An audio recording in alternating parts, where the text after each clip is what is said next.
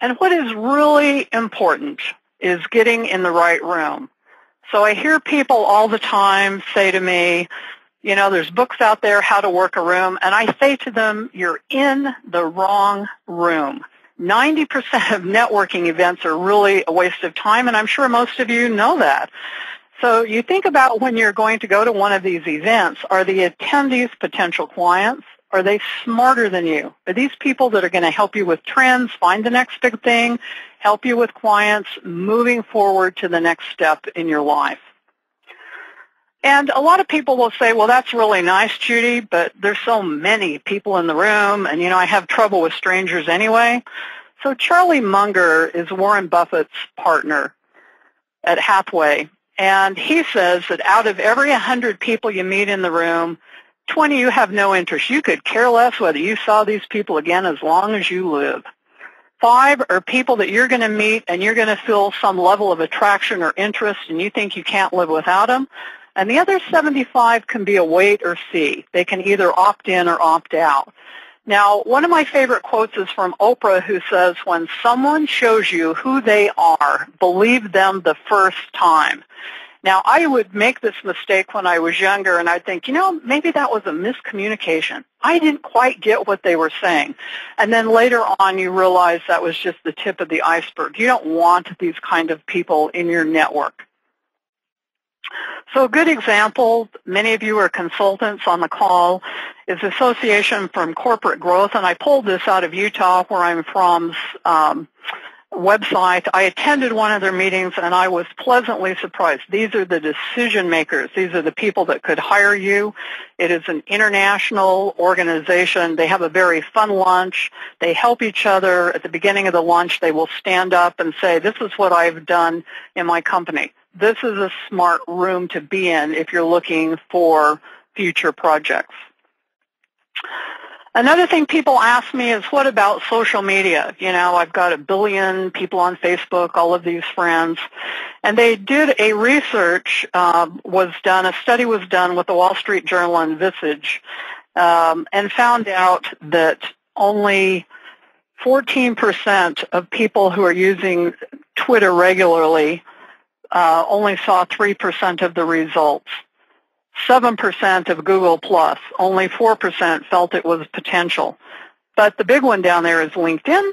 And LinkedIn, 30% of time spent on LinkedIn, 41% saw results. Now, part of the problem here is that people don't understand social media limitations.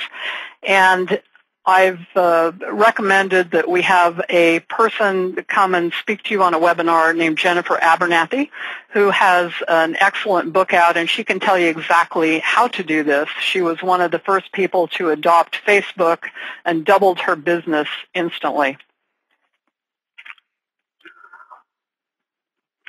Next is skills and your tool set. So the first skill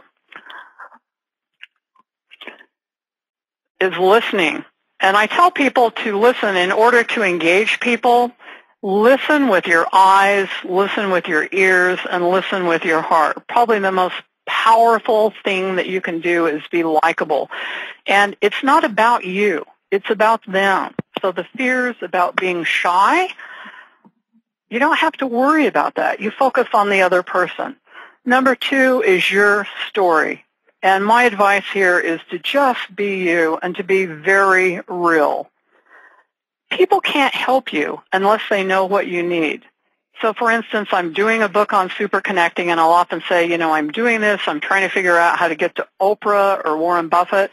Well, guess what? I now have connections to those people because I let people know. Third is ask. And I often tell people you've got to date first. You don't go up to someone and say, I need $5 million. You've got to develop the relationship. And then finally, values. So the number one kicker of bad boy behavior is people who lack empathy.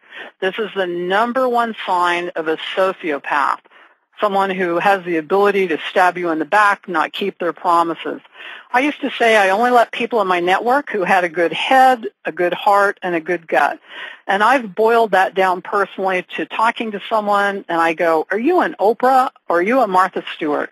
Now, they're both billionaires, They both do exceptionally well at what they do. But personally, my values, I feel closer to Oprah, even though I don't know either one of them. So I have kind of a litmus test. So these are people, as I mentioned before, you want to have people in your network who have your back and have your future. The ask is something that is incredibly important, and most people in the world, 90%, would be happy to help. If you would just tell them who you are, be real, and say, you know, I'm trying to figure something out. So this is probably the most important thing for you to remember. This will get you further than anything I have ever done, and I call this my 3 golden questions. First, how can I help you? You don't have to have the answers. You just offer to help, go out of your way, return the phone call, send them information, article, something that can be benefit, and it's good karma and it will come back. Number 2, when you let someone know your story, then you ask, what other ideas do you have for me? This will give you critical information in content.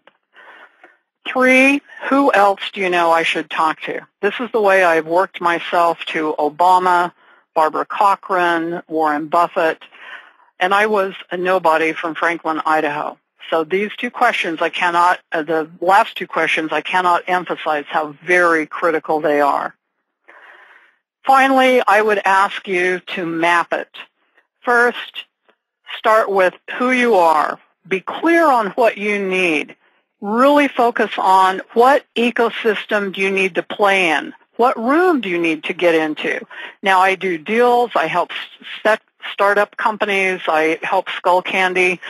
So it turns out, you know, there's several thousand venture capitalists. There's thousands upon thousands of investors. So it doesn't matter if you get a turn down. If you do, you probably don't want them in your network anyway. You just say next.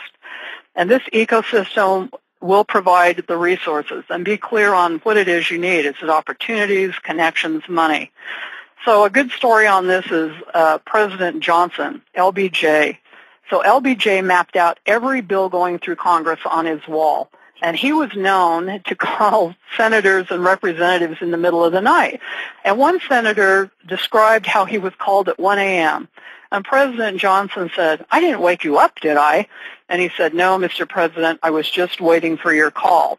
Now, LBJ, when he came from Texas, he knew virtually no one here in D.C., and it is said that he would sit outside the bathroom door and wait to hear people that were coming out, and then he would become friends with them.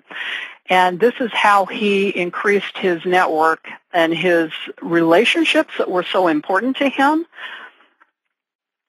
So he mapped all of this out. And if he can do it, you can do it. Now, I use a mind map, and I just did this to show you of how powerful an idea it is to say who you are and then ask. Now, I'm at the bottom. Here's one individual to one individual to one individual.